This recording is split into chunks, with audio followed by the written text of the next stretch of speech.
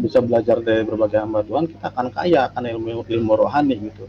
Gimana backgroundnya, track recordnya, terus ya dia tuh spesialisnya tuh di mana Tuhan taruh. Karena setiap orang itu punya karunia yang berbeda-beda.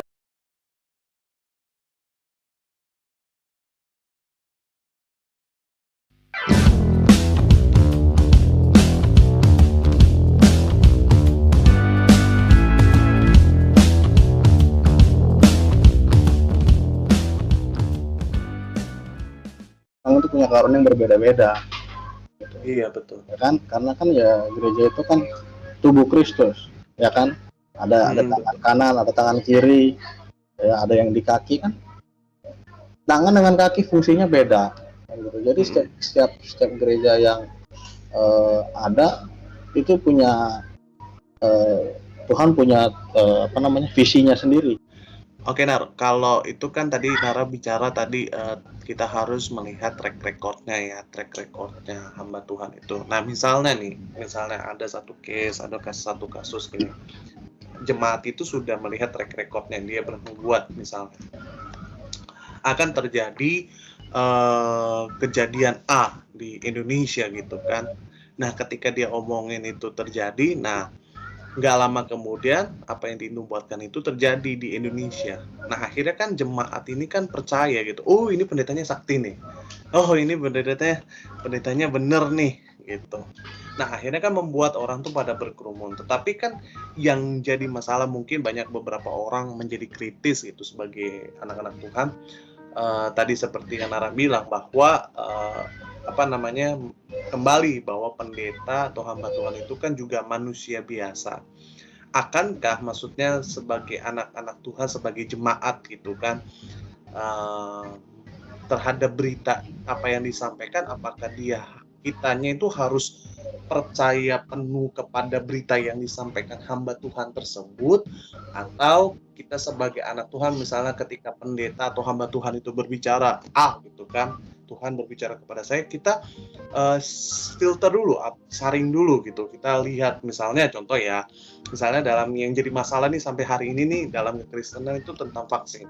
Misalnya ada yang ngomong vaksin itu konspirasi, kalau orang kena vaksin itu udah jadi orang antikris karena di dalam vaksin itu misalnya ada zat atau ada chip 6666 gitu kan. Nah ketika pendeta itu berbicara seperti itu, kita itu sebagai anak muda, sebagai anak Tuhan juga gitu kan, jemaat Tuhan itu apakah harus terima mentah-mentah, aminkan, atau kita harus filter dulu? Misalnya filter itu kita tanya mungkin pendeta gembala sidang atau gembala lokal, atau misalnya kita baca-baca literatur, atau kita tanya mungkin lihat pandangan-pandangan pendeta lain gitu. Nah menurut Nara, kita tuh sebagai jemaat itu harus bagaimana menanggapi pesan-pesan yang hamba Tuhan sampaikan.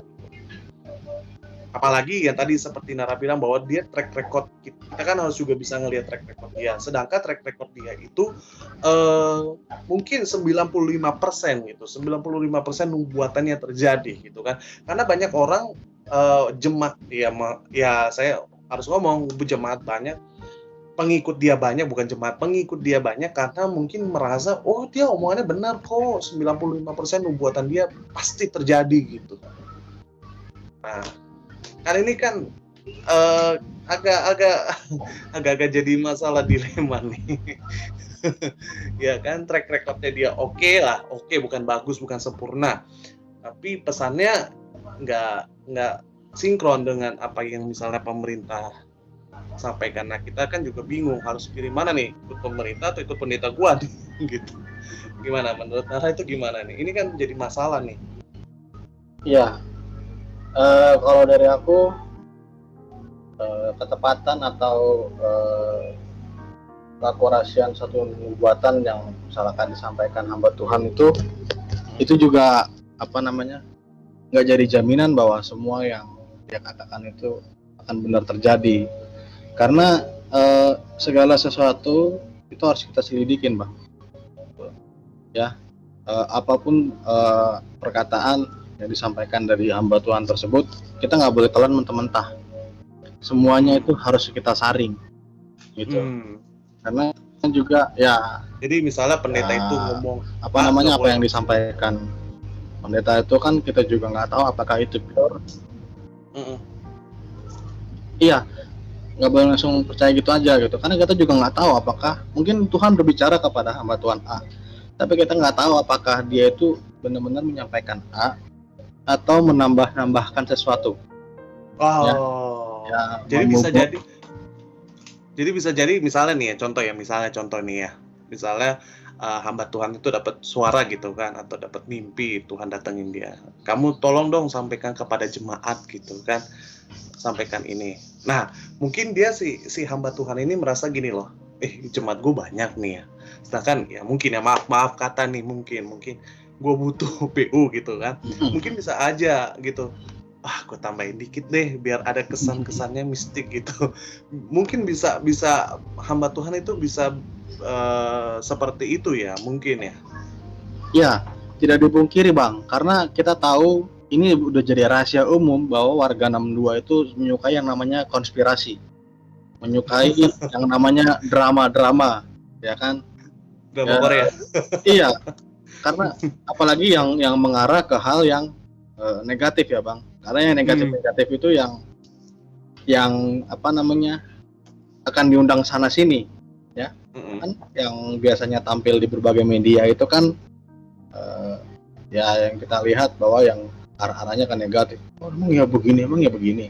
Tapi sesuatu hal yang positif itu tuh biasanya kurang diangkat di media, kurang ditampilkan. Kenapa? Ya kurang banyak peminatnya Bang. Karena Iya. ya itu warga 62 itu menyukai yang namanya konspirasi. Makanya kita perlu menyelidiki gitu. Karena bukan nggak mungkin juga ada hamba Tuhan yang akhirnya terlena untuk mencari popularitas, terlena untuk memperkaya diri. Karena apa namanya pertandingan hidup kita ini Bang, itu sampai kita mati Bang. Kita berjuang di dalam hidup ini seperti menjaga kekudusan, hidup dalam kebenaran firman itu sampai kita mati. Jadi kalau kita belum mati, kita belum lulus gitu. Jadi hamba Tuhan pun yang sudah dipakai Tuhan, dia masih berjuang. Dia masih berjuang untuk hidup di dalam kekudusan. Dia masih berjuang untuk mentaati firman Tuhan dan lain sebagainya. Dan seperti yang kita tahu, ada juga beberapa hamba Tuhan yang akhirnya jatuh, ya kan? Nama-nama besar mungkin kita nggak perlu namanya, tapi nggak perlu sebut namanya, tapi kita tahu lah mungkin beberapa nama yang kita tahu itu dulu tuh pendeta top misalkan. Wah itu pendeta sakti. Iya, pendeta dipakai Tuhan luar biasa itu. Tapi apa? Akhirnya dia jatuh dalam dosa. Kenapa? Ya karena kita semua ini masih sama-sama berjuang. Jadi kalau ada sesuatu pernyataan, kita harus menguji apakah itu benar apa enggak.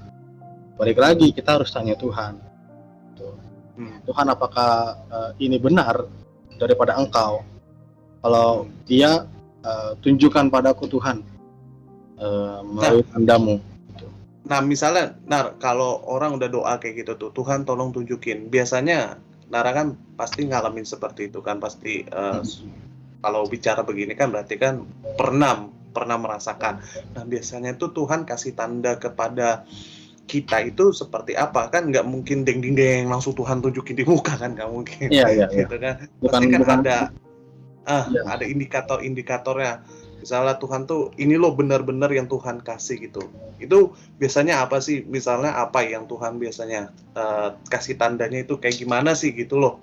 Iya, tanda dari Tuhan itu atau jawaban daripada Tuhan itu nggak mesti atau nggak seperti yang kita pikirkan bahwa itu pasti audible. Tiba-tiba ada suara ini jawabannya begini, yang benar adalah ini. Nggak begitu juga gitu teman-teman. Ya mungkin ada di case-case tertentu mungkin memang hamba Tuhan yang sudah sangat dekat dengan Tuhan bisa lah berbicara langsung sama dia. Tiba-tiba ada suara mungkin yang Tuhan taruh di pikirannya. Ada juga yang seperti itu. Tapi Tuhan kita kan kaya, dia nggak terbatas. Cara Tuhan untuk berbicara dengan umatnya itu nggak terbatas dengan satu cara aja. Kita Tuhan bisa berbicara kepada kita itu melalui berbagai hal. Bisa misalkan melalui Tuhan taruh di hati kita. Gitu kan. Misalkan kita ada satu masalah, misalkan dalam kerjaan, kita harusnya tuh kita tahu dia salah, bawahan kita misalkan kita harus hukum dia. Tapi mungkin Tuhan, kalau kita tanya Tuhan, Tuhan bilang jangan. Kenapa? Bisa aja itu dia salah karena dijebak mungkin sama orang yang nggak suka sama dia, gitu kan. Nah itu kan itu bisa aja Tuhan taruh di hati kita supaya kita betul, jangan langsung marah. Kamu harus lidikin dulu, cari tahu dulu yang benar. Bisa dari gitu Tuhan ngomong di hati kita. Bisa juga Tuhan memberikan hikmat. Hikmat itu ya itu dari Tuhan ya. Jadi tiba-tiba ya Tuhan kasih hikmat gitu. Kasih pengertian yang sebenarnya itu di luar daripada pemikiran kita. Tapi Tuhan kasih tahu, begini ya. Aku nggak bisa jelasin ya karena hikmat bagaimana, karena itu kan daripada Tuhan. Tapi yang jelas itu satu pemikiran di luar pemikiran kita ya, yang daripada Tuhan. Bisa juga melalui hamba Tuhan. Tuh, tiba-tiba ada hamba Tuhan, misalkan kita datang menghadiri sebuah ibadah, tuh kita nggak tahu sebenarnya ini pendeta ini misalkan siapa atau pendeta ini seperti apa, tapi tiba-tiba dia berbicara mengenai sesuatu yang sedang kita cari tahu. Gitu. Aku dan mamiku ya terutama itu sering kali begitu. Mamiku itu kan senang dengar khotbah dari berbagai pendeta, gitu kan. Nggak terbatas dari pendeta denominasi apa. Seringkali itu tiba-tiba pendeta A, entah bisa pendeta B, bisa pendeta C itu berbicara mengenai hal yang sedang digumuli atau dipertanyakan sama kita. Nah itu bisa Tuhan pakai untuk berbicara kepada kita, menjelaskan sesuatu hal yang sedang kita cari tahu kebenarannya. Bisa juga kita tuh dapat jawaban dari Tuhan ketika kita baca firman. Kita lagi baca, tiba-tiba, ini ayatnya pas banget ini nih. Oh ternyata ini jawabannya ini selama ini aku cari nih. Dan ketika kita baca firman dan menemukan ayat yang memang itu jawabannya, pasti Tuhan juga kasih hikmat. Ini loh jawabannya, ini pernyataanku. Dari situ kita juga bisa tahu. Bisa juga Tuhan menggunakan cara apa dari orang-orang di sekitar kita, bisa juga dari keluarga kita, gitu. Bisa gitu. Mungkin kalau kita punya kakak rohani, abang rohani, ibu rohani, itu juga bisa Tuhan pakai. Seperti misalkan kasusnya itu mama saya punya ibu rohani, tiba-tiba datang telepon dari ibu rohaninya. Nama mama saya kan Mega ya. Ibu rohaninya bilang gini, Mega, kamu lagi begini ya, begini. Padahal mama saya belum cerita. Tapi apa, Tuhan pakai mama rohaninya itu untuk nelpon mama saya.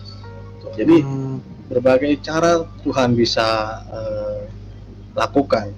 Gitu. Jadi jangan teman-teman takut ya. Buat anak-anak Tuhan jangan takut. Nggak dapat jawaban dari Tuhan. Pasti kalau kita dapat jawabannya. Yang penting kita tahu bahwa Tuhan itu nggak terbatas caranya. Jadi jangan kita membatasi diri bahwa kita akan percaya kalau kita hanya mendengar suara Tuhan langsung. Jangan batasi seperti itu, karena cara Tuhan banyak. Ya. Gitu sih dari aku, Bang. Jadi kalau kita mendengarkan, misal berarti intinya kalau kita mendengarkan berita dari atau khotbah dari pendeta, intinya kita nggak boleh telan itu langsung bulat-bulat ya. Iya, berarti kita harus filter, istilahnya 50% percaya, mungkin 50% nggak percaya gitu.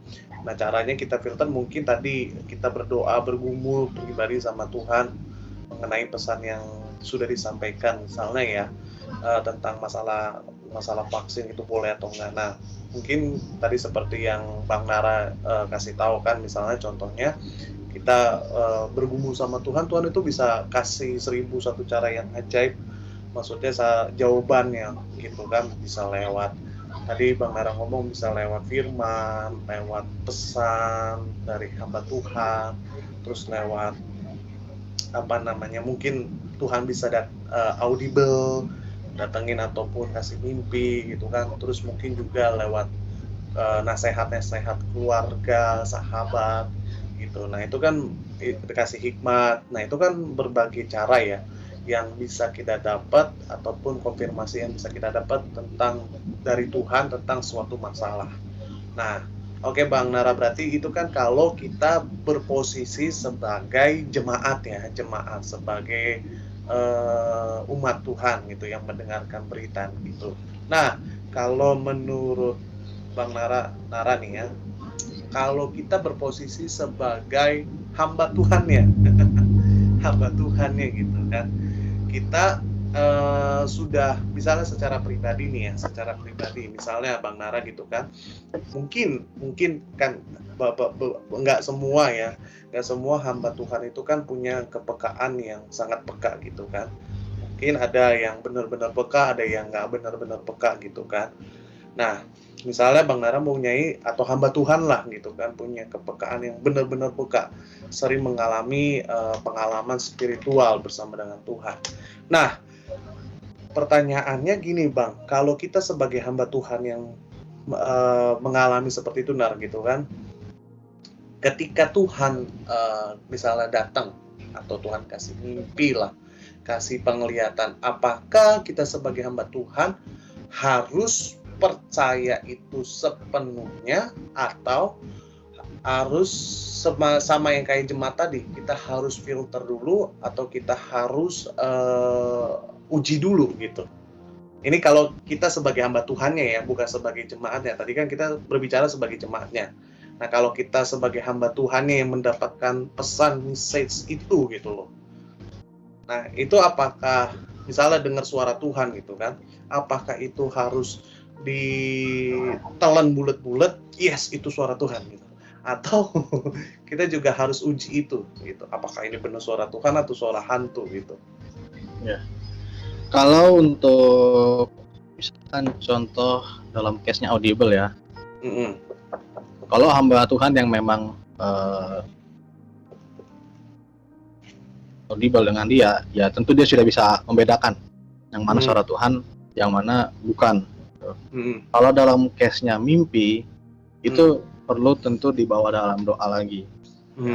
Kenapa? Pertama, kadang ada juga mimpi yang Tuhan tunjukkan kita belum paham apa maksudnya. Yes. Itu kan. Kita jangan dapat mimpi langsung kita menerka-nerka. Oh, kayaknya begini nih. Oh, ini maksudnya kayaknya begini nih. Padahal kita belum tahu pasti. Tuhan baru kasih tanda, tapi kita belum tahu jelas itu apa. Kita nggak boleh kalau misalkan kita sebagai hamba Tuhan posisinya atau sebagai pendeta langsung kita memasukkan asumsi pribadi kita, terus langsung memberitakan itu nggak benar. Kalau kita pakai cara seperti itu kita memberitakan kebenaran pribadi namanya, bukan kebenaran Allah, bukan kebenaran dari Allah. Gitu.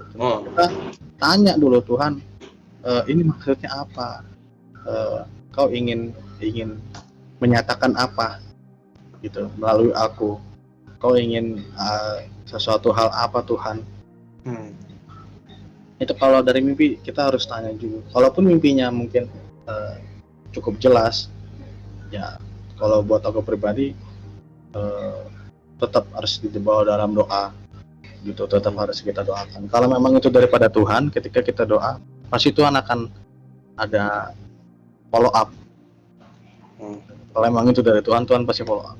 Iya, kamu harus begini. Jadi kamu harus begini. Gitu. Kalaupun itu bukan dari Tuhan, Tuhan tetap akan follow up. Enggak, itu bukan daripada aku. Jadi balik lagi semuanya itu kita harus tanya lagi sama Tuhan. Untuk tahu, untuk menyelidiki itu benar apa enggak, terus memastikan mau Tuhan itu apa. Karena ya balik lagi yang gue bilang tadi di awal, pendeta itu atau hamba Tuhan tanggung jawab rohani. Nanti dia bertanggung jawab langsung di kekekalan sama Tuhan. Gitu. Jadi nggak boleh sembarang nih, karena bukan main-main tanggung jawabnya nih, langsung ke big boss. Big boss ya. Nah kalau tadi Nara kan ngomong kalau pendeta yang Oke, kalau misalnya mimpi kan masih bisa konfirmasi. Nah, kalau tadi kan pendeta yang eh, apa namanya, yang udah katam lah, kalau orang bilang itu udah ngerti mana suara Tuhan mana yang enggak.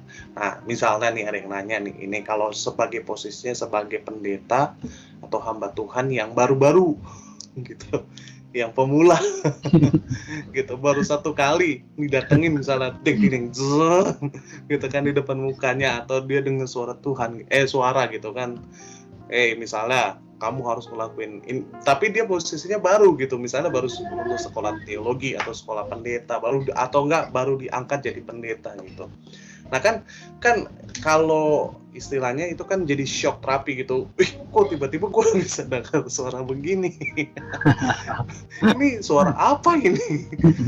Gitu kan. Nah, itu gimana ya, Nar? Karena kan gue juga pernah baca satu apa namanya, satu artikel, bukan satu artikel sih, satu artikel ya, satu kesaksian lah dari seorang hamba Tuhan. Jadi ceritanya gini nih, ceritanya ya, dia hamba Tuhan itu pernah mengalami perjalanan spiritual bersama dengan Tuhan gitu kan.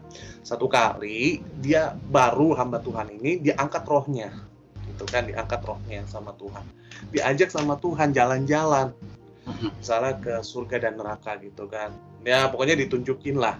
Akhir kata beberapa jam setelah diajak jalan-jalan, dia kembalilah ke bumi gitu kan, dikasihlah visi gitu, dikasih visi atau enggak ya saya lupa, tapi pokoknya dia kembali ke bumi. Nah, singkat cerita, dia mengalami hal itu lagi kedua kali gitu. Kedua kali dia diangkat rohnya, diajak jalan-jalan sama Tuhan gitu kan. Tapi dia yang kedua kali itu dia tanya sama Tuhan, Tuhan, kok lu, istilahnya ini bahasanya, kok lu ngajak gua jalan lagi sih Tuhan, kemarin kan udah, masa dua kali sih gue diajak jalan sama ke surga dan neraka gitu kan, sampai istilahnya nih, bahasa keren, bahasa anak mudanya, lu sampai gandeng tangan gua, sampai nonton gua nih, tunjukin ini loh, kalau surga ini begini, neraka begini gitu kan.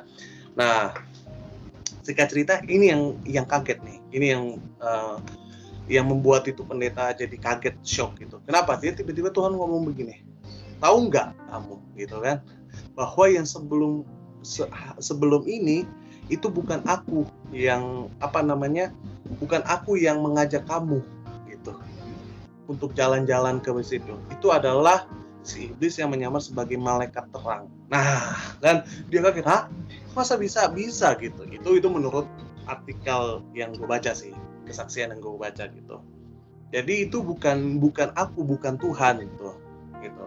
Nah, kan gini kan jadi permasalahan ya, jadi pertanyaan kita sebagai, mungkin ya ada teman-teman ataupun anak-anak teologi ataupun anak-anak sekolah pendeta kan tanya gitu, kalau gue jadi, kan pasti kan kalau sekolah teologi kan, Bang Lara kan juga sekolah teologi kan, saya juga sekolah teologi. Kalau di sekolah itu kan cuma sekedar just teori kan, kita dikasih ilmu doang kan. Iya. Nah, pengalamannya setelah lulus, ya kan, pengalaman rohaninya, pengalaman pelayanannya itu setelah kita di wisuda, ataupun kalau kita mengalami mission trip gitu kan, langsung turun terjun pelayanan ke daerah gitu. Nah, kadang-kadang kan kadang-kadang ya Tuhan itu kan nggak kasih tutorial dulu, tiba-tiba kita langsung udah terjun, kita lulus. Nah, tiba-tiba langsung dikasih brut gitu. Langsung Tuhan ngomong, kamu nanti ngomong ya saat khotbah, yang sakit lambung angkat tangan, atau enggak suruh maju ke depan gitu kan.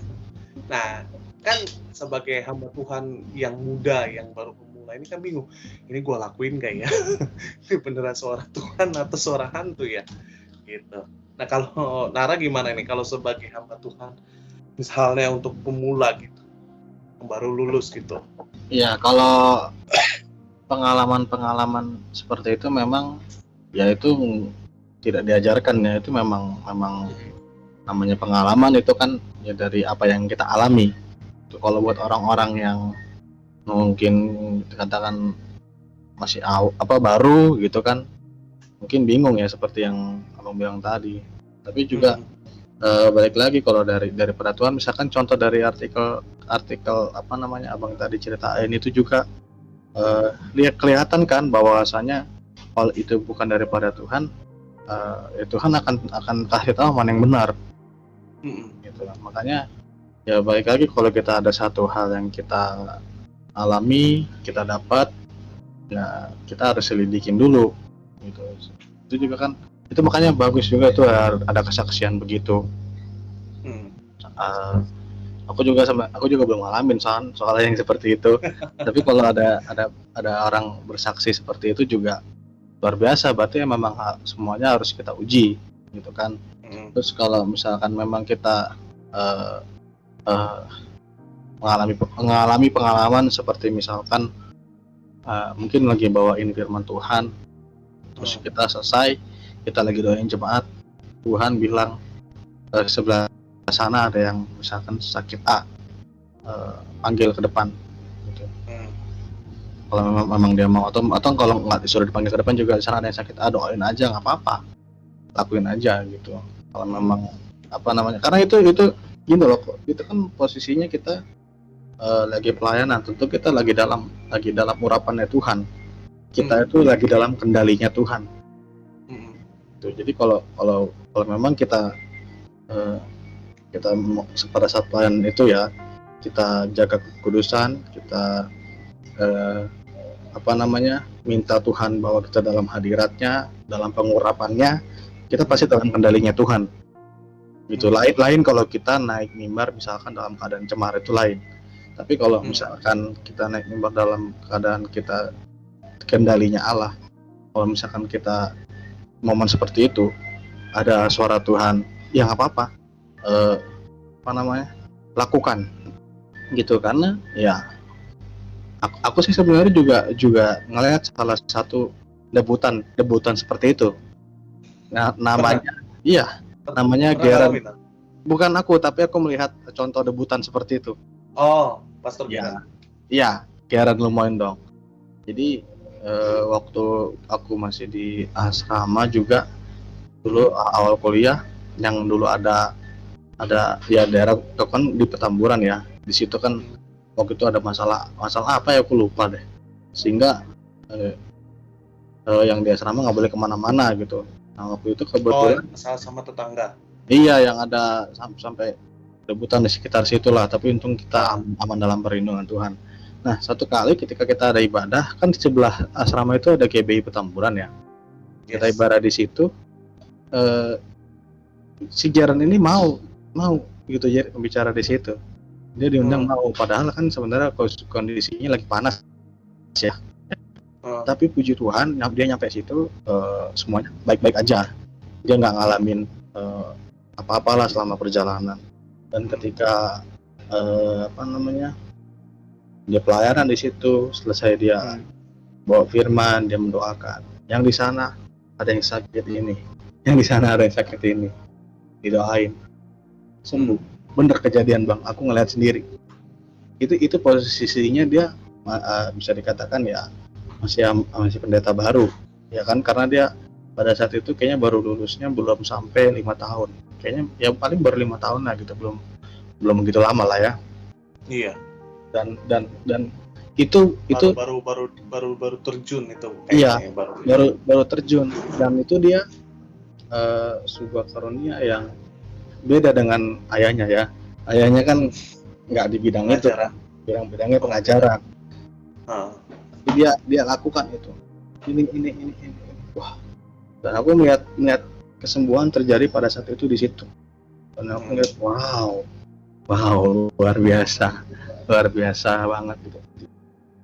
Dan aku yakin kalau memang seperti yang tadi gue bilang, kalau memang kita dalam kendalinya Allah, Tuhan yang akan bekerja. Jangan kita lawan. Kalau Tuhan bilang A, jangan kita lawan. Makanya kita harus peka, dimulai dari hal-hal kecil. Ya, untuk Tuhan bisa, itu kan hal besar ya. Untuk bisa Tuhan pakai kita. Contohnya kalau hal kecilnya gimana, Bang Mara? Hal kecil, pengalaman ini aku waktu lagi naik motor, satu waktu aku lihat ada orang pakai apa sih namanya, pakaian gitu yang dia kalau nggak salah SpongeBob pakainya deh, gitu. Pakaian SpongeBob gitu kan, yang di dalamnya ada orang. Oh, yang di lampu merah itu? Kalau ini Sebagai- iya semacam itu, tapi ini bukan di lampu merah. Waktu itu kebetulan aku lagi di Galaxy gitu kan, lagi bawa motor. Oh, Tuhan taruh di hati, kasih. Terus aku siapin lah uang. Aku waktu itu lagi mau beli makan ceritanya ya.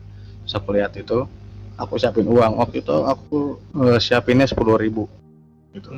Aku siapin 10.000 dari dompet. Terus aku bilang gini, Tuhan, kau tahu Tuhan bahwa aku nggak banyak uang Tuhan, aku juga sangat terbatas gitu.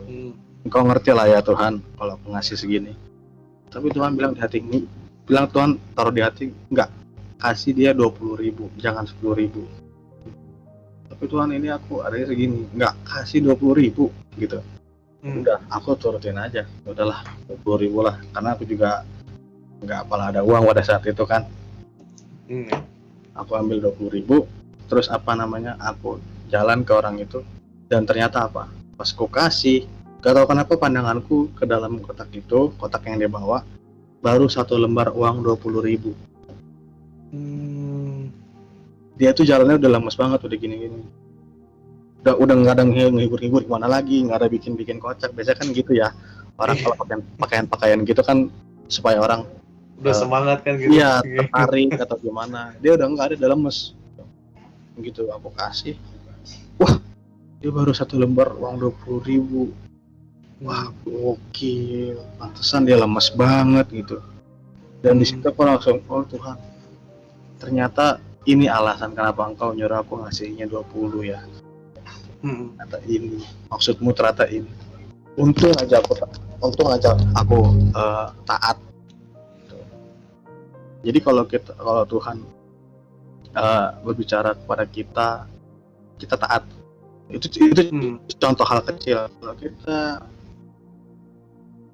kita taat, nanti di hal-hal besar kita akan bisa Tuhan berbicara di hal yang lebih tinggi lagi levelnya. Dimulai dari hal kecil dulu, hal-hal simpel seperti itu, taat aja gitu. Karena Tuhan mau pakai kita untuk jadi berkat, taat. Kalau kita taat, nanti Tuhan akan bawa kita next level. Itu sih Bang. Berarti sebelum kita mendapatkan kepekaan untuk hal yang besar, berarti kita juga harus dari hal-hal yang kecil ya. Hal kecil itu kadang suka dilupakan sama orang gitu kan, suka dianggap receh gitu, remeh gitu. Padahal sebenarnya mungkin itu bisa menjadi latihan ya, mungkin ya. Iya, latihan kepekaan untuk Tuhan berbicara pribadi yang untuk hal-hal yang besar gitu kan. Jadi ya seperti yang firman Tuhan bilang sih, memang seperti yang tadi Nara ngomong, juga nyambung dengan firman Tuhan yang bilang ini, setialah dalam perkara kecil, maka kamu akan dipercayakan perkara yang besar gitu. Jadi misalnya ya saya percaya kalau misalnya hamba-hamba Tuhan yang mungkin ya bisa mendengarkan ataupun bisa perkara-perkara yang dahsyat, yang spektakuler, pasti dia diawali dengan melakukan perkara kecil gitu kan. Gitu, misalnya kayak tadi yang Nara bilang, kasih contoh kan bahwa ya kalau misalnya kita lagi jalan, Tuhan suruh misalnya, udah kamu kasih bantu dia gitu, misalnya 20.000, itu kan 20.000 mah receh ya kan? Tapi kita harus ngelakuin gitu kan. Nah itu berarti secara nggak langsung sedang melatih kepekaan kita terhadap Tuhan. Tambahan. Ya, dan gini Bang, kalau kita maunya langsung ke hal besar, kita perlu menyelidiki diri sendiri. Kita perlu khawatir. Kenapa? Kalau kita ngincernya hal, ada ambisi, ada sesuatu hal untuk kepentingan diri kita sendiri. Ingat, kalau kita dipakai Tuhan itu untuk kemuliaan Dia, bukan untuk mencari keuntungan diri sendiri. Dan jadi kalau kita ada tujuan terselubung, hati-hati gitu. Itu juga satu ujian kecil menurutku ya. Tapi itu penting karena itu bicara hati, ujian hati. Motivasi kita jangan sampai salah. gitu. Karena Yes, betul. iya, aku juga pernah ada pengalaman eh, dalam hal pelayanan gitu kan. Aku senang membantu membantu pelayanan sana sini gitu kan. Tujuanku ya untuk membantu pelayanan, untuk mencari pengalaman gitu kan, untuk memperluas koneksi ya kan, supaya banyak orang yang dikenal. Itu tujuanku dari dulu. Tapi pernah juga aku, makanya ketika ada aku bilang kalau ada ketemu orang baru misalkan, kalau ada pelayanan yang bisa dibantu kabarin ya, karena aku pengen bantu. Nggak ada motivasi-motivasi lain seperti misalkan uang contoh ya. Tapi aku pernah ini tapi jadi pengalaman bagus juga. Teman-teman nggak perlu ngalamin hal ini ya. Satu kali ketika aku mengatakan yang sama, kalau ada pelayanan kabarin ya, aku di situ motivasinya beda. Aku pernah ngalamin gitu, bahwa pada saat itu memang kondisiku lagi BU banget gitu, benar-benar lagi parah gitu. Dan untungnya Tuhan tegur, kamu kenapa jadi begini? Tujuan kamu beda.